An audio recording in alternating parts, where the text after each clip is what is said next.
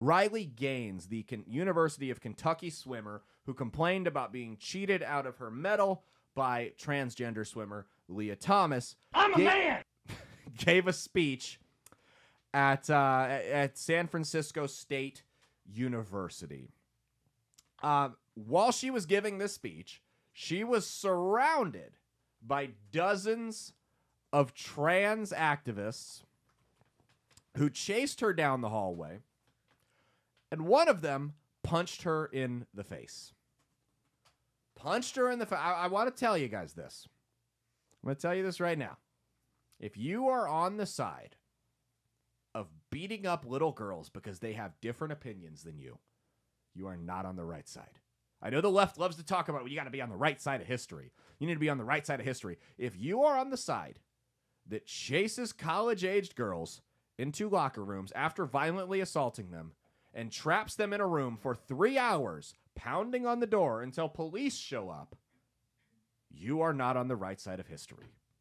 If you are on the side, let's go. There's no point in history where we look back on the side that violently assaulted women for simply speaking their minds as the good guys. I mean, recent history. You know, the last group of people that violently assaulted women for speaking their minds, you want to know who that was?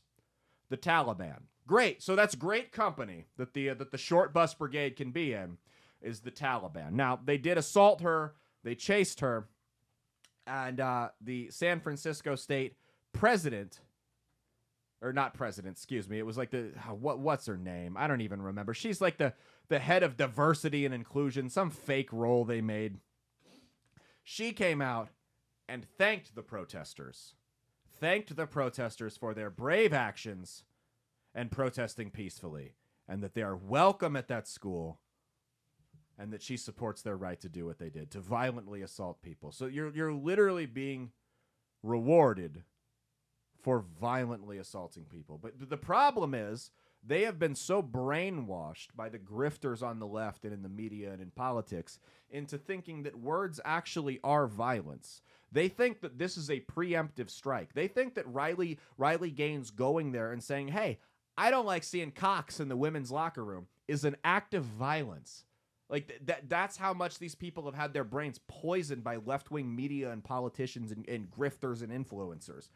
Like there was the Dave Chappelle thing. You remember when Chappelle got attacked on stage? Yeah. At the Netflix thing? Mm-hmm. That guy, because he was upset about his jokes about the trans, right? That's what the guy said. Yeah, that's what he said? I thought it was to raise awareness about his grandma or something. It was both. It was something about his grandma, and then he wanted to get money for his grandma, but then it was something about, it was that, and that he was upset about the trans. First of all, how is attacking the goat gonna get you money for Gram? Well, I think he was hoping Dave would be envious or feel bad for him, sympathetic, and give him some. I don't know. I'm so sorry.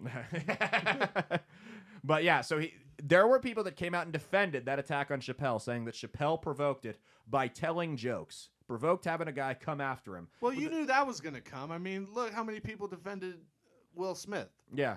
Come on now. Well, you knew that was going to happen. The crazy part about it, and that's the precedent it set, but the crazy part about the Chappelle thing was the guy had a knife, but it was disguised as a gun. Like you pulled the trigger and the knife flips out. Which is just, why would you want to disguise a knife as a gun? A gun why are you gonna...